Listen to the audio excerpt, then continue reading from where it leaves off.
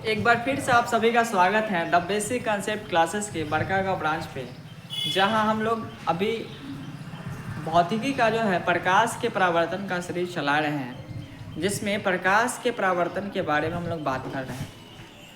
प्रकाश के परावर्तन के चैप्टर में हम लोग प्रकाश से शुरू किए थे और ये प्रकाश के परावर्तन वाले टॉपिक पे आ चुके हैं।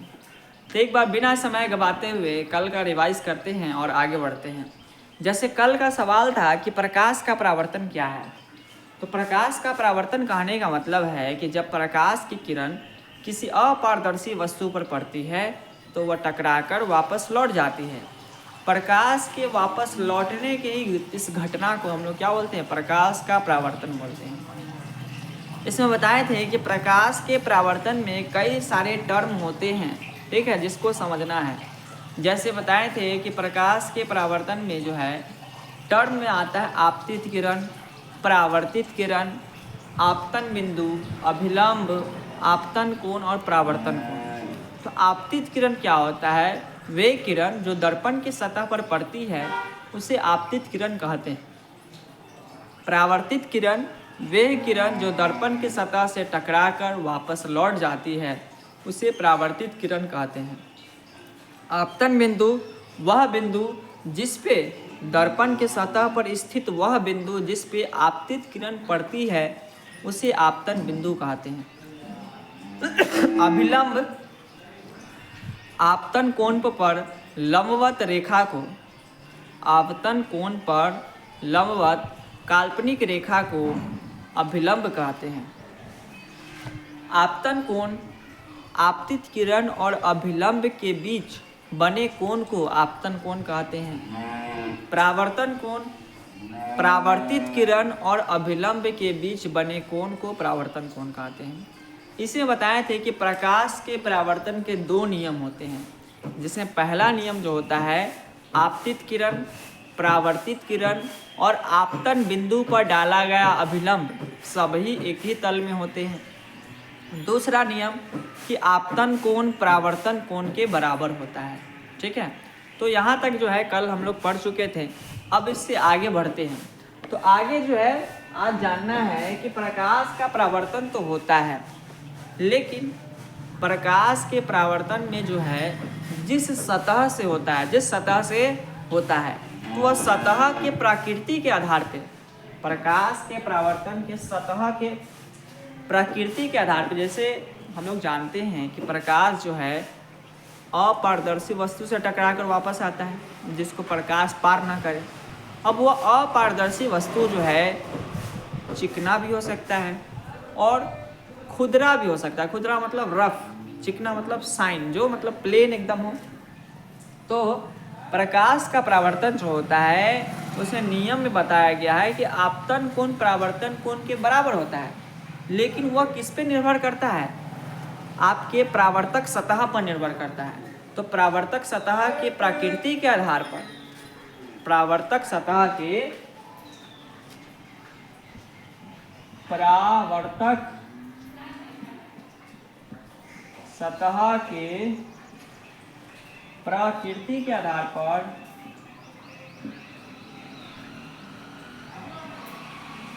परावर्तक सतह की प्रकृति के आधार पर जो है प्रकाश का परावर्तन दो प्रकार का होता है। प्राकृतिक परावर्तक सतह की प्रकृति के आधार पर प्रकाश का परावर्तन दो प्रकार का होता है। एक होता है नियमित परावर्तन। क्या होता है? नियमित परावर्तन, ठीक है। और दूसरा होता है अनियमित परावर्तन। अनियमित परावर्तन। तो नियमित परावर्तन और अनियमित परावर्तन को आप समझेंगे। तो नियमित परावर्तन क्या होता है कि जब प्रकाश की किरण एकदम चिकनी सतह पर पड़ती है, चिकनी एवं चमकीली सतह पर पड़ती है, जब प्रकाश की किरण चिकनी एवं चमकीली सतह पर पड़ती है तो वह निश्चित रूप से क्या करती है? निश्चित रूप से जब प्रकाश की किरण चिकनी एवं चमकीली सतह पर पड़ती है तो वह निश्चित रूप से क्या करती है, प्रकाश को परावर्तित करती है, निश्चित रूप से प्रकाश को परावर्तित करती है। मतलब इसमें जो परावर्तन होता है, जैसे बताए थे आपतन कोण परावर्तन कोण के बराबर होता है, तो आपतन कोण परावर्तन कोण का बराबर कब होगा, जब चिकनी एवं चमकीली सतह होगा, चिकनी एवं चमकीली सतह होगा। सबसे अच्छा परावर्तक सतह जो होता है वह चांदी को माना जाता है। किसको? चांदी जो होता है वह प्रकाश के परावर्तक का सबसे अच्छा परावर्तक सतह है। ठीक है, हालांकि हम लोग दर्पण भी इस्तेमाल में करते हैं, इस चैप्टर में हम लोग दर्पण के बारे में जानते हैं। तो नियमित परावर्तन करने का मतलब है कि जब प्रकाश की किरण चिकनी एवं चमकीली सतह पर पड़ती है, चिकनी एवं चमकीली सतह पर पड़ती है तो वह नियमित रूप से परावर्तन करती है, नियमित रूप से, रेगुलर फॉर्म में। कौन फॉर्म में? रेगुलर फॉर्म में परावर्तन करती है। तो इस तरह के परावर्तन को नियमित परावर्तन कहते हैं। जब प्रकाश की किरण चिकनी एवं चमकीली सतह पर पड़ती है तो वह नियमित रूप से प्रकाश को परावर्तित करती है, नियमित रूप से प्रकाश को परावर्तित करती है, इसीलिए इसे नियमित परावर्तन कहते हैं।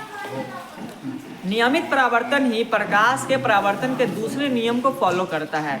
दूसरा नियम जो कहता है कि आपतन कोण परावर्तन कोण के बराबर होता है, तो ये आपतन कोण परावर्तन कोण के बराबर जो है कौन सा फॉलो करता है? नियमित परावर्तन। अनियमित परावर्तन कहने का मतलब है कि जब प्रकाश की किरण खुदरी एवं चमकीली, कैसी?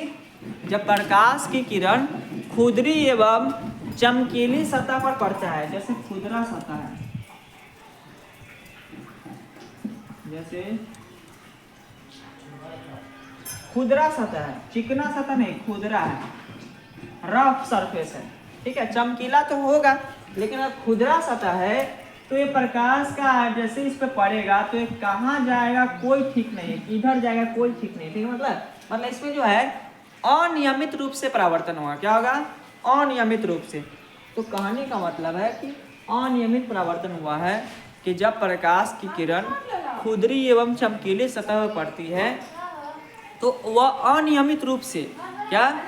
अनियमित रूप से परावर्तन करती है, तो उसे ही कहते हैं अनियमित परावर्तन कहते हैं। क्या कहते हैं? अनियमित परावर्तन कहते हैं। तो जब प्रकाश की किरण खुदरी सतह पर पड़ेगा तो वह जो है तुम्हारा प्रकाश के परावर्तन के दूसरा नियम को फॉलो नहीं करेगा। मतलब आपतन कोण परावर्तन कोण बराबर वाला जो नियम है वह फॉलो किसमें नहीं करेगा? अनियमित परावर्तन में नहीं करेगा। तो नियमित परावर्तन कहने का मतलब है कि जब प्रकाश की किरण चिकनी एवं चमकीली सतह पर पड़ती है तो वह निश्चित रूप से या नियमित रूप से परावर्तन करती है, नियमित रूप से परावर्तन करती है, इसीलिए उसे नियमित परावर्तन कहते हैं। जब प्रकाश की किरण खुदरी एवं चमकीली सतह पर पड़ती है तो वह अनियमित रूप से परावर्तन करती है, जिसे अनियमित परावर्तन कहते हैं। ठीक है, तो नियमित परावर्तन और अनियमित परावर्तन समझ गए होंगे। अब इससे आगे बढ़ते हैं। अब इसके आगे जो है प्रकाश के परावर्तन के बाद जो टॉपिक बनता है वह बनता है प्रतिबिंब का। किसका? प्रतिबिंब का। तो अब हम लोग आगे जानेंगे प्रतिबिंब के बारे में। प्रतिबिंब कहने का मतलब है, प्रतिबिंब को इंग्लिश में बोलते हैं इमेज। क्या बोलते हैं?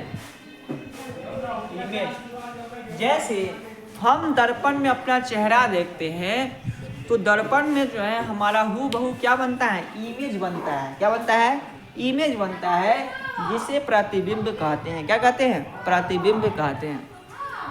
तो ये तो आम बोलचाल की भाषा में समझ लिए, लेकिन अगर प्रतिबिंब का परिभाषा बोला जाए कि प्रतिबिंब कैसे बनता है, प्रतिबिंब होता क्या है, ठीक है, तो प्रतिबिंब कहने का मतलब है कि प्रतिबिंब बनता कैसे है। बनता इस तरह से है कि जैसे मान लीजिए कि किसी अंधेरे रूम है और उसमें जो है कोई वस्तु रखा गया है, तो उस वस्तु का जो है हम लोग आँख पे प्रतिबिंब नहीं बनता है, लेकिन जब वही रूम में रोशनीदार कर दिया जाता है, एक दिया भी जला दिया जाता है, तो उस वस्तु का प्रतिबिंब हमारी आँखों पर बनता है।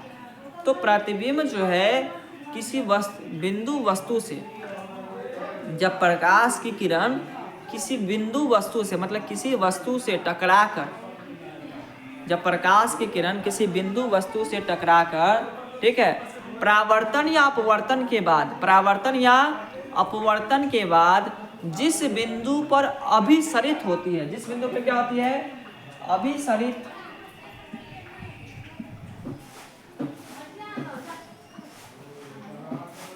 या अभिसरित होती है, जिस बिंदु पर अभिसरित होती है या जिस बिंदु पर अपसरित होती हुई प्रतीत होती है, अभिसरित होती है या अपसरित, अपसरित होती हुई प्रतीत होती है। कहने का मतलब है कि इमेज कैसे बनता है, तो इमेज जो है किसी बिंदु वस्तु से प्रकाश की किरण आता है और उस वस्तु पर पड़ता है, और उस वस्तु पर पड़ने के बाद जो है वह बिंदु, वह जो रेखा है या वह जो प्रकाश की किरण है वह दो क्रिया करेगा, चाहे वह परावर्तन करे चाहे वह अपवर्तन करे। अब परावर्तन अपवर्तन के बाद अगर अभिसरित करती है या अपसरित करती है तो उससे क्या होता है, उससे प्रतिबिंब बनता है। तो किसी बिंदु वस्तु से आ रही प्रकाश की किरणें परावर्तन या अपवर्तन के बाद जिस बिंदु पर अभिसरित होती है, अभिसरित को इंग्लिश बोलते हैं कन्वर्ज, क्या बोलते हैं, कन्वर्ज बोलते हैं, क्या बोलते हैं, कन्वर्ज। इसी से बना था कन्वर्जेंट, क्या बना था, कन्वर्जेंट, मतलब सभी जगह से आकर प्रकाश एक बिंदु पर मिलेगा तो उसको बोलेंगे अभिसरित, क्या बोलेंगे, अभिसरित। और एक बिंदु से निकलकर अलग अलग दिशा में फैल जाएगा तो उसको हम लोग बोलेंगे अपसरित, क्या बोलेंगे, अपसरित। तो अभिसरित मतलब आना, एक जगह पे सभी प्रकाश की किरण को अलग अलग दिशा से आना, उसको बोलेंगे अभिसरित। तो अगर अभिसरित होता है या अपसरित होता है तो वैसे में क्या बनता है, प्रतिबिंब बनता है, क्या बनता है, प्रतिबिंब बनता है। तो किसी बिंदु वस्तु से आ रही प्रकाश की किरणें परावर्तन या अपवर्तन के बाद जिस बिंदु पर अभिसरित होती है या अपसरित होती है उसे उस बिंदु वस्तु का प्रतिबिंब कहते हैं। उसे ही क्या कहते हैं, उस बिंदु वस्तु का प्रतिबिंब कहते हैं। बिंदु वस्तु मतलब कोई छोटा सा वस्तु, उसको बिंदु से भी दिखा सकते हैं, और वस्तु मतलब कोई बड़ा सा वस्तु, ठीक है।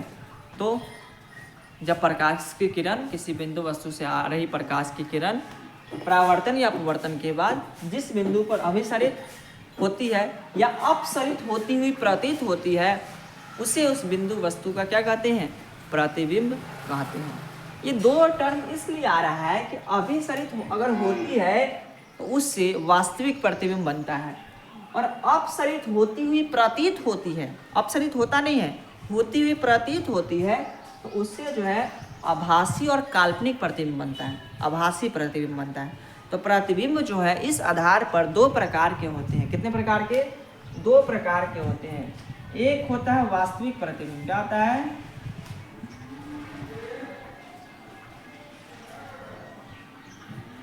वास्तविक प्रतिबिंब, और दूसरा होता है काल्पनिक प्रतिबिंब। क्या होता है, काल्पनिक, या इसी को बोलते हैं क्या, आभासी, क्या बोलते हैं, काल्पनिक कोई आभासी बोलो प्रतिबिंब, या सिर्फ आभासी बोलो। तो कहने का मतलब है कि अभिसरित और अपसरित के आधार पर जो है प्रतिबिंब दो प्रकार के होते हैं। एक होता है वास्तविक प्रतिबिंब जिसको रियल इमेज बोलते हैं, क्या बोलते हैं, रियल इमेज। और एक होता है काल्पनिक या आभासी प्रतिबिंब जिसको वर्चुअल इमेज बोलते हैं, क्या बोलते हैं, वर्चुअल इमेज। तो कहने का मतलब है कि प्रतिबिंब दो प्रकार के होते हैं, वास्तविक प्रतिबिंब और काल्पनिक या आभासी प्रतिबिंब। वास्तविक प्रतिबिंब क्या है, तो किसी बिंदु वस्तु से आ रही प्रकाश की किरणें, किसी बिंदु वस्तु से आ रही प्रकाश की किरणें परावर्तन या अपवर्तन के बाद, परावर्तन या अपवर्तन के बाद जिस बिंदु पर अभिसरित होती है, जिस बिंदु पर अभिसरित होती है उसे वास्तविक प्रतिबिंब कहते हैं। उसे क्या कहते हैं, वास्तविक प्रतिबिंब कहते हैं, ठीक है। जैसे अगर इसको हम लोग चित्र से समझा जाए तो एक दर्पण मान ले लेते हैं, ठीक है। इसमें क्या होगा कि प्रकाश की किरण जो है मान लीजिए कि आ रहा है अनंत से, कहाँ से आ रहा है? अनंत से। ये फोकस हो गया, ये सेंटर ऑफ कर्वेचर हो गया। तो ये जो है प्रकाश की किरण परावर्तन होने के बाद फोकस पे ही जाएगा। कहाँ जाएगा? फोकस पे जाएगा। उसी तरह नीचे से आएगा तो यहाँ कहाँ जाएगा? फोकस पे जाएगा। तो यहाँ पे मिल रहा है, तो मिल रहा है मतलब क्या हो रहा है? अभिसरित हो रहा है। क्या हो रहा है? अभिसरित हो रहा है। तो इसी को हम लोग बोलते हैं क्या, कि ये किस तरह का प्रतिबिंब, यहाँ पे क्या बना? प्रतिबिंब बना। क्या बना? प्रतिबिंब बना। तो यह किस तरह का प्रतिबिंब बना? अब वास्तविक प्रतिबिंब बना। किस तरह का? वास्तविक। तो वास्तविक में रेखा कन्वर्ज होती है। कन्वर्ज मतलब एक जगह मिलती है, ठीक है। तो किसी बिंदु वस्तु से आ रही, मतलब यहाँ से आ रहा है, यहाँ से प्रकाश की किरण आ रहा है, और यहाँ पे क्या हो रहा है? परावर्तन हो रहा है। क्या हो रहा है? अब परावर्तन होने के बाद यहाँ पे क्या हो रहा है? अभिसरित हो रहा है। क्या हो रहा है? अभिसरित। तो किसी बिंदु वस्तु से आ रही प्रकाश की किरणें परावर्तन या अपवर्तन के बाद जिस बिंदु पर अभिसरित होती है उसे वास्तविक प्रतिबिंब बोलते हैं। काल्पनिक प्रतिबिंब मतलब क्या होता है कि किसी बिंदु वस्तु से आ रही प्रकाश की किरणें परावर्तन या अपवर्तन के बाद जिस बिंदु पर अभी अपसरित, क्या? अपसरित होती हुई प्रतीत होती है। यहाँ पे होती नहीं है, रियल में नहीं होता है, अपसरित होती हुई प्रतीत होती है, उसे काल्पनिक या आभासी प्रतिबिंब बोलते हैं। क्या बोलते हैं? काल्पनिक या आभासी प्रतिबिंब बोलते हैं। जैसे मान के चलते हैं कि एक दर्पण है। क्या है? दर्पण है। और उस दर्पण में जो है यहाँ पे मान लीजिए कोई वस्तु रखा गया है। क्या रखा गया है? ये हो गया फोकस, ये हो गया सेंटर ऑफ कर्वेचर। क्या हो गया?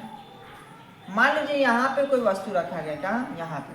तो यहाँ पे रखा गया है तो प्रकाश की किरण जो है वह इस पे पड़ेगा, और परावर्तन होने के बाद कहाँ जाएगा? फोकस पे जाएगा। और एक यहाँ से प्रकाश की किरण जाएगा और आगे जाकर पीछे कहीं मिलेगा। पीछे कहीं, आगे जाकर पीछे यहाँ कहीं मिलेगा। मिल नहीं रहा है लेकिन कहीं जाकर आगे मिलेगा।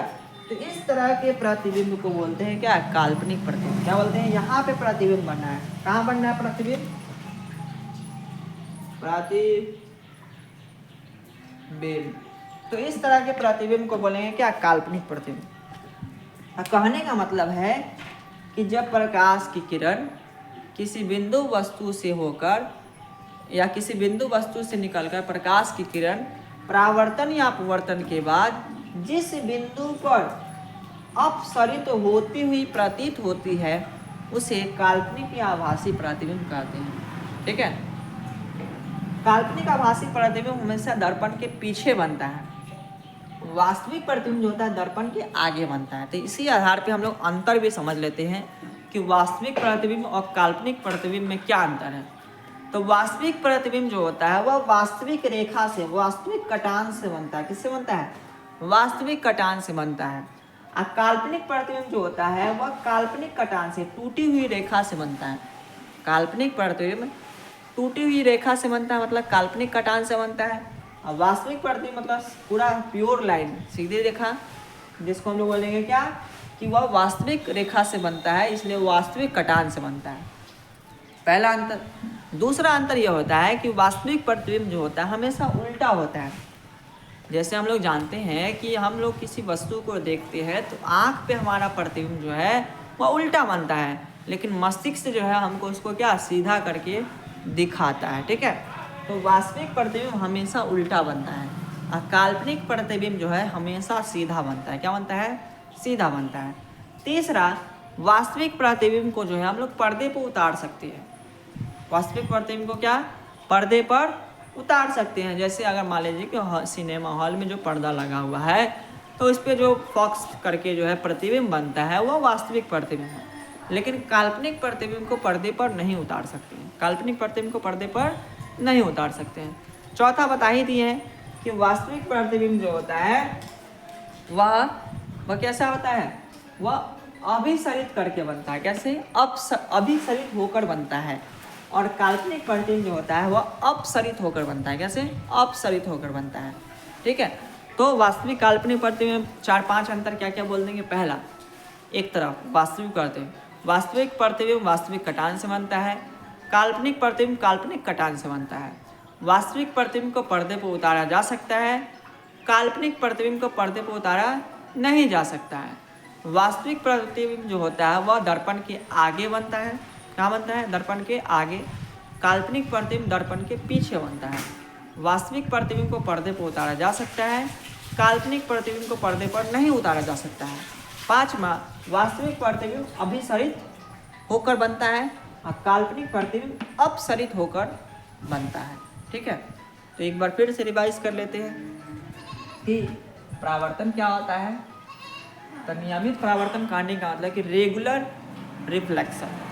तो जब प्रकाश की किरण चिकनी एवं चमकीली सतह पर पड़ती है तो वह नियमित रूप से परावर्तन करती है, इसे ही नियमित परावर्तन कहते हैं। अनियमित परावर्तन मतलब इरेगुलर रिफ्लेक्शन। तो जब प्रकाश की किरण किसी खुदरी या चमकीली सतह पर पड़ती है तो वह अनियमित रूप से परावर्तन करती है, जिसे अनियमित परावर्तन कहते हैं। ठीक है, उसके बाद बताया है क्या है कि प्रतिबिंब क्या होता है। तो किसी बिंदु वस्तु से आ रही प्रकाश की किरणें परावर्तन या अपवर्तन के बाद जिस बिंदु पर अभिसरित होती है या जिस बिंदु पर अभिसरित होती हुई अपसरित होती हुई प्रतीत होती है उसे उस बिंदु वस्तु का प्रतिबिंब कहते हैं। प्रतिबिंब दो प्रकार के होते हैं, वास्तविक प्रतिबिंब और काल्पनिक प्रतिबिंब।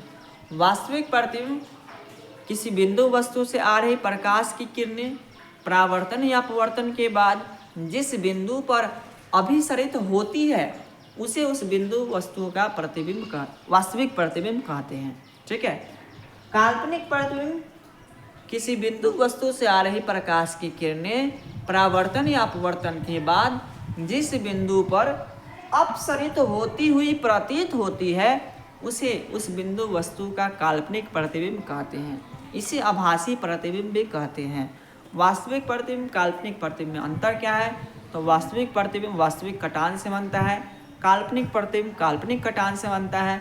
वास्तविक प्रतिबिंब जो होता है वह हमेशा उल्टा बनता है, काल्पनिक प्रतिबिंब हमेशा सीधा बनता है। वास्तविक प्रतिबिंब को पर्दे पर उतारा जा सकता है, काल्पनिक प्रतिबिंब को पर्दे पर उतारा नहीं जा सकता है। वास्तविक प्रतिबिंब हमेशा दर्पण के आगे बनता है, काल्पनिक प्रतिबिंब हमेशा दर्पण के पीछे बनता है। वास्तविक प्रतिबिंब जो होता है वह अभिसरित होकर बनता है और काल्पनिक प्रतिबिंब जो होता है वह अपसरित होकर बनता है। चलिए आज के लिए धन्यवाद।